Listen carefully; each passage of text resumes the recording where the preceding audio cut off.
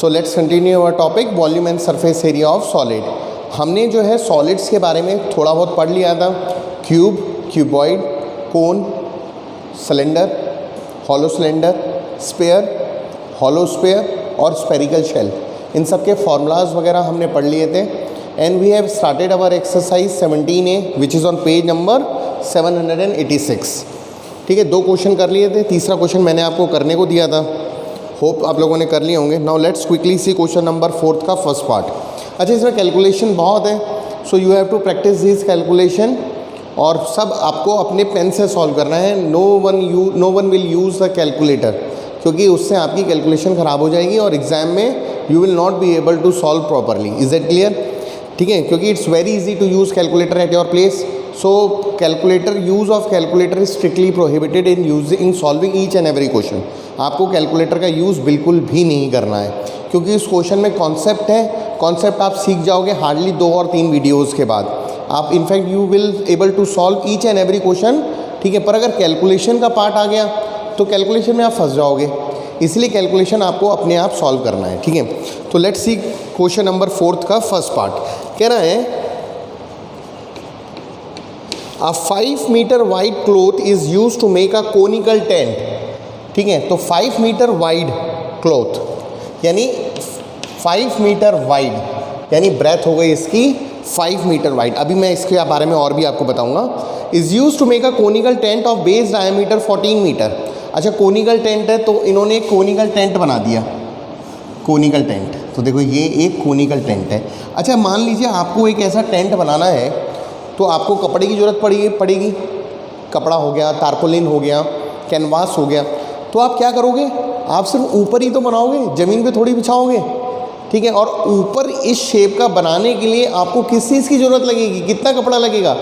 जितना बड़ा बनाना होगा जितना उसका CS से होगा, क्योंकि ये जो पोर्शन है ये हमारा CS से ही तो है, तो हमें CS से निकालना पड़ेगा इस क्वेश्चन में। ठीक है, चलो आगे क्या कह रहा है क्वेश्चन में। A 5 metre wide cloth is used to make a conical tent of base diameter 14 metre. तो इसका डायमीटर कितना दे रखा है? डायमीटर दे रखा है 14 मीटर।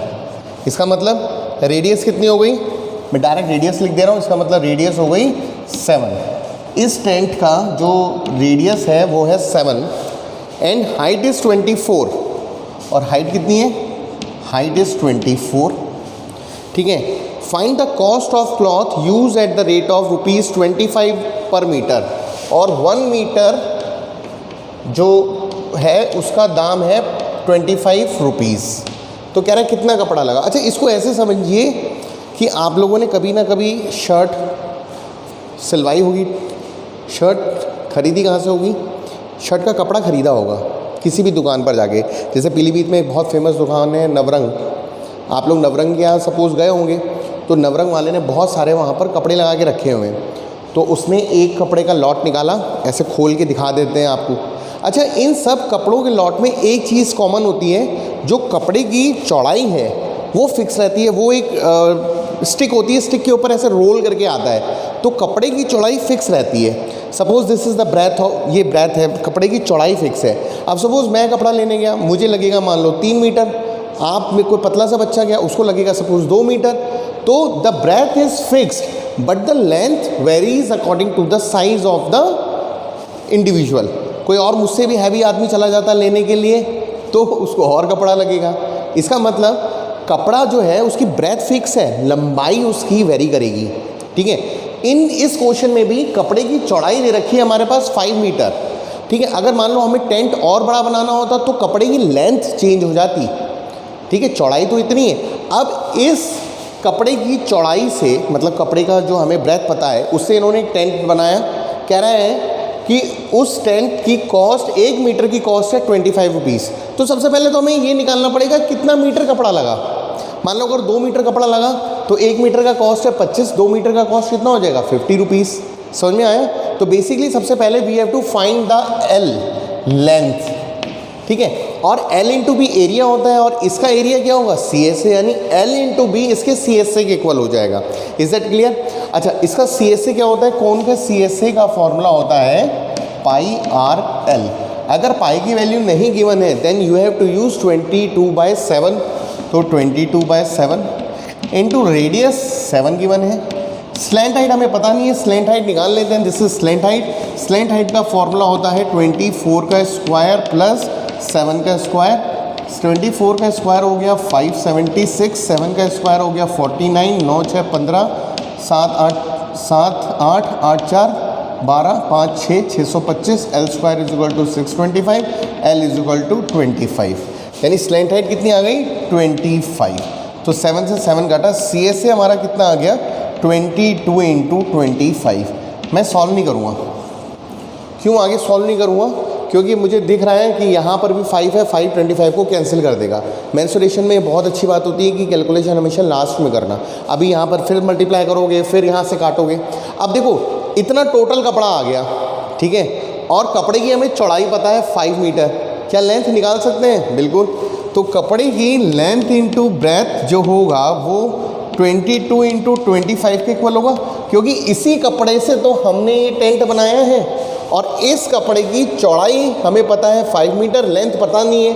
और इस कपड़े से जो हमने टेंट बनाया है उस टेंट में हमने सी एस से ही तो बनेगा, और सी एस से हमने निकाल लिया, यानी हमें एरिया पता लग गया है।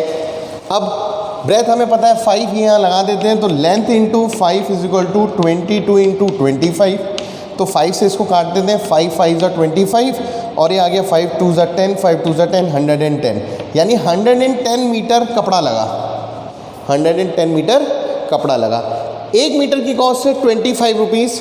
सो 110 metre cloth cost rupees 110 into 25, ठीक है। सो 25 110 कर देते हैं। 5 1 ज़ा 5, 5 1 ज़ा 5, 2 1 ज़ा 2, 2 2 5, 5 2 7, 2750। सो कितना आया 2750 rupees is the answer. Is that clear? चलो ये क्वेश्चन बहुत इंपॉर्टेंट है, इसको ऐसे समझिए जैसे मैंने आपको टेलर का एग्जांपल दिया। मुझे सपोज़ 3 मीटर कपड़ा लगेगा, आपको सपोज़ 1 मीटर कपड़ा लगेगा, ठीक है। उस कपड़े से हमने शर्ट बनवा ली, तो शर्ट कहाँ से बनी? उस कपड़े से ही तो बनी। यानी जितना एरिया होगा टेंट का वो इसी कपड़े के एरिया के इक्वल होगा। तो L इंटू बी बराबर C S A of tent. Is that clear? So this is our question number 4 का first part. Now let's see question number 4 का सेकेंड पार्ट। क्वेश्चन नंबर 4 का सेकेंड पार्ट बोल रहा है कि the radius and height of a solid right circular कोन, यानी right circular कोन का question है।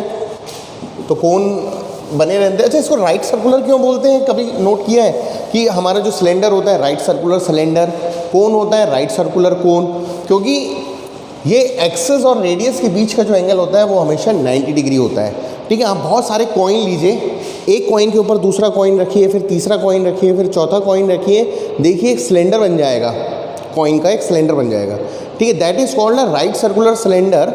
अगर आप कॉइन को एग्जैक्टली एक के ऊपर दूसरे को सुपर इम्पोज करते हैं, यानी आपने एक का सिक्का लिया उसके ऊपर दूसरा वैसा ही एक का सिक्का रख दिया, बिल्कुल एग्जैक्ट एक के ऊपर एक रखेंगे, then it becomes a right circular cylinder. पर अगर आपने थोड़ा सा इधर टेढ़ा मेढ़ा रख दिया then it becomes a cylinder, but it will not become a right circular cylinder.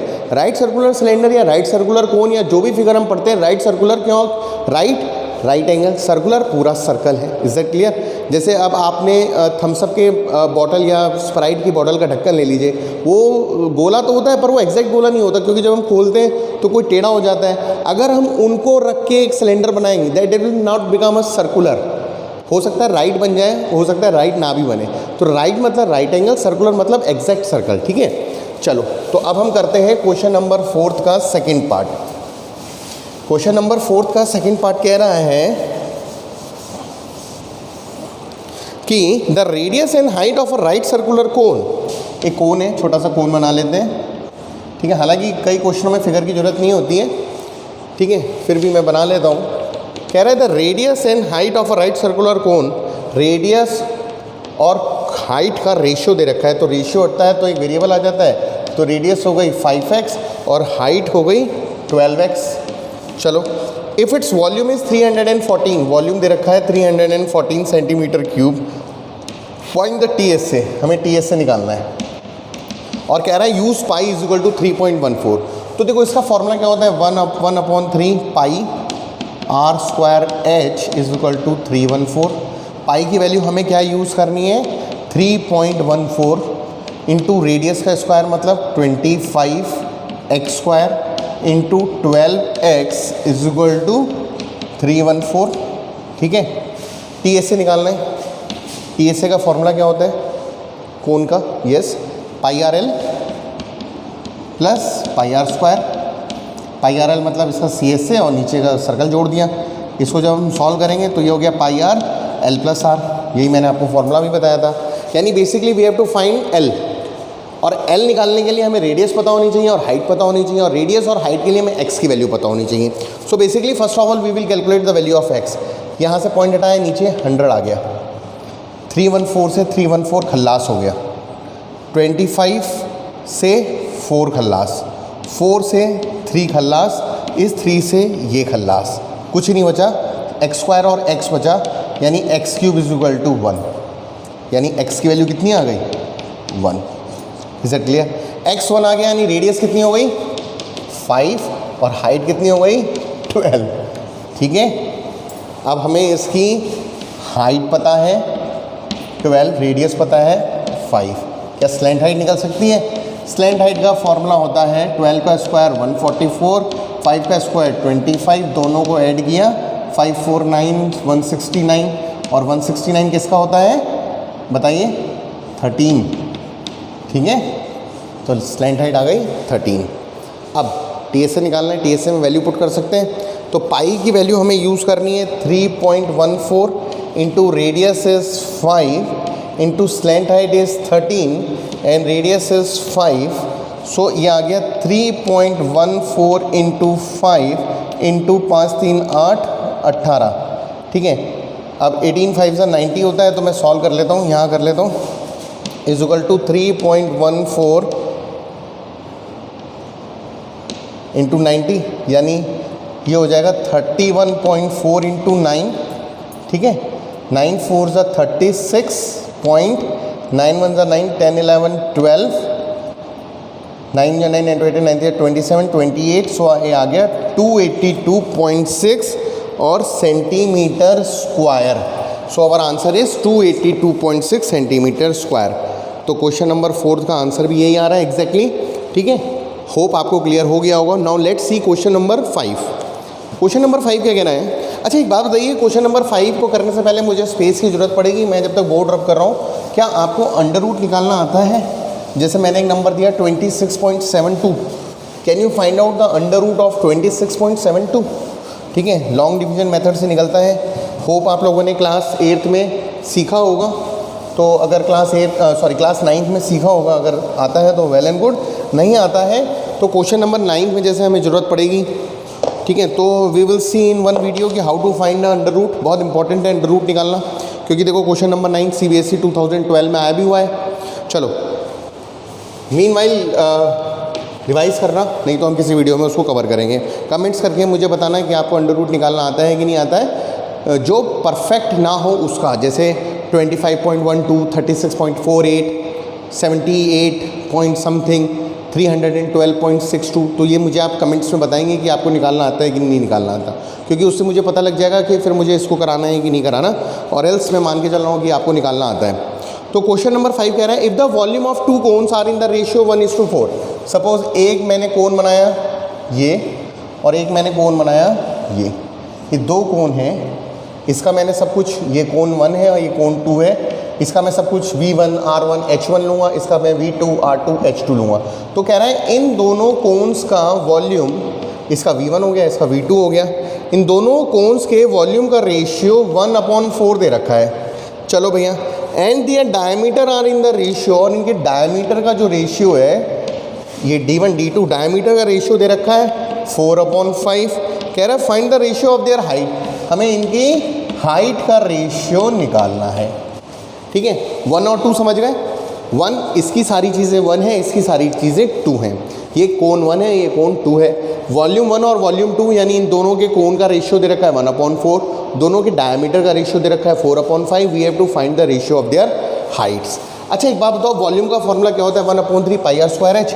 तो ये हो गया 1/3 पाई आर स्क्वायर एच, यानी इसका हो जाएगा R1 का स्क्वायर H1, नीचे वाले का 1/3 पाई, ये तो भाई कांस्टेंट है, ये तो सेम ही रहेगा, R2 का square H2 is equal to 1/4। अच्छा, डायमीटर क्या होता है? डायमीटर होता है ट्वाइस इंटू रेडियस, यही तो होता है। डायमीटर, रेडियस को 2 बार ऐड करेंगे या 2 इंटू आर करेंगे, डायमीटर बन जाएगा।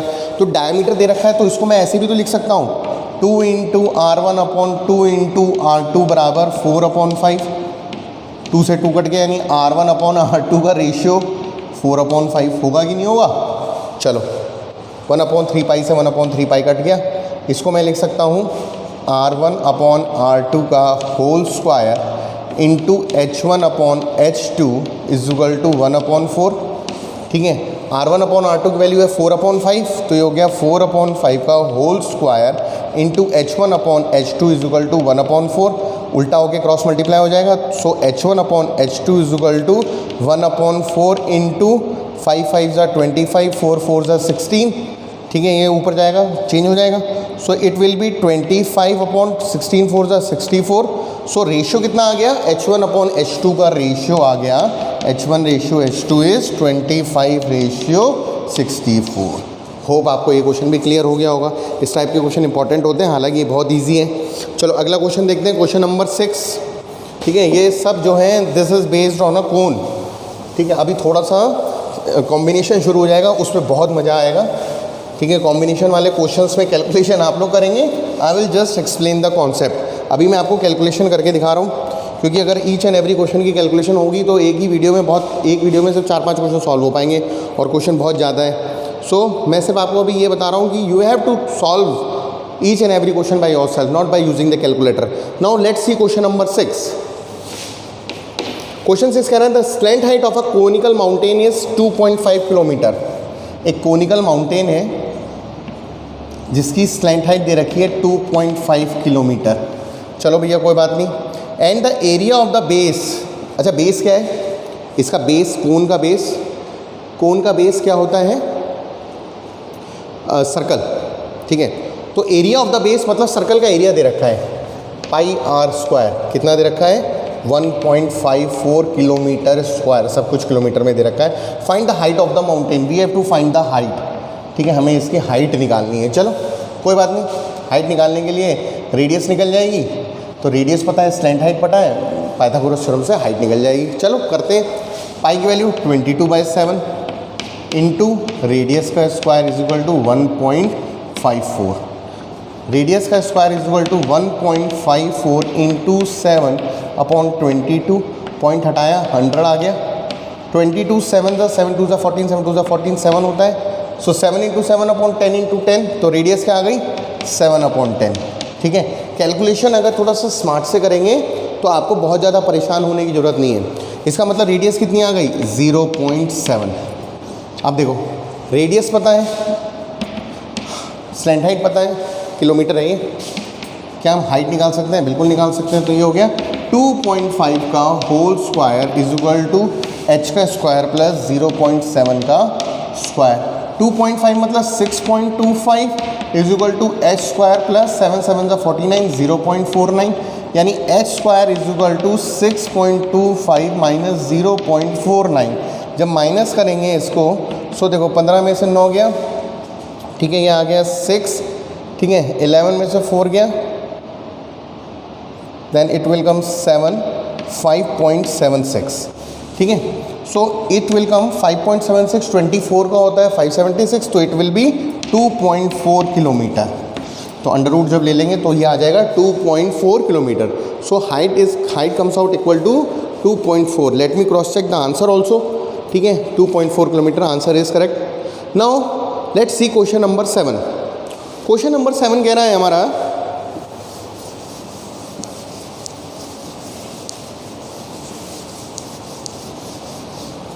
कि the sum of the radius of the base and height of a solid cylinder. अब सिलेंडर के बारे में आ रहा है। एक सॉलिड सिलेंडर, एक सॉलिड होता है, एक हॉलो होता है। कह रहा है the sum of the radius of the base and the height is 37। ठीक है, इन दोनों का सम दे रखा है। This is question number 7। If the TSA is 1628, TSA है 1628 फाइंड द वॉल्यूम निकालना है। अच्छा TSA का फॉर्मूला क्या होता है 2πRH प्लस 2πr²। तो देखो सिलेंडर में 2πRH ये हो गया और ऊपर नीचे सर्कल है प्लस 2πr² इक्वल टू 1628 दे रखा है। देखो R दे रखा है, S दे रखा है, यहाँ से R और H निकल जाएगा, वो V में पुट कर देंगे, हमारा निकल जाएगा। 2πr² कॉमन कर सकते हैं यहाँ से, क्या बचा H plus R equal to 1628 और H प्लस R की वैल्यू दे रखी है 37। So 2πr² is equal to into 37 is equal to 1628। So R² comes out equal to 1628 into 7 upon 2 into 22 into 37। ठीक है, चलो 11 2 ज़ा 22, 11 1 ज़ा 11, 11 1 ज़ा 11 कितना बचा 5, 11 4 ज़ा 44, 44 बचा 8, 11 8 ज़ा 88। अब इससे फिर से काट देते हैं 2 7 ज़ा 14, 2 4 ज़ा 8, फिर से काट दे रहे हैं 2 3 ज़ा 6, 2 7 ज़ा 14। ठीक है, फिर से काट दे रहे हैं 37 से 37 काट दिया, यानी रेडियस निकल के आई 2πRH होता है ना, तो 2πr कॉमन हो गई, R² कहाँ से आ गया, तो रेडियस निकल के आई सिर्फ 7 बचा। So radius comes out equal to 7।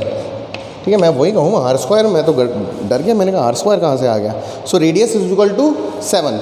Now हमें दे रखा है R plus H is equal to 37, radius निकला 7, तो 7 plus H is equal to 37, यानी हाइट कितनी आ गई 30।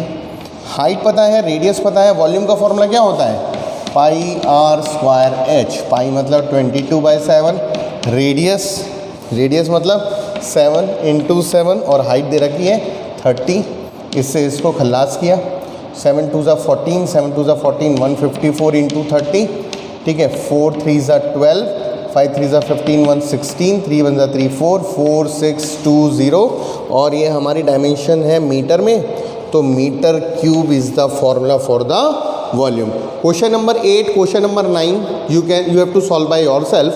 क्वेश्चन नंबर 9 अगर नहीं होगा तो कोई बात नहीं, छोड़ देना, will discuss question number 9। Is that clear? So that will be all for today. Thank you.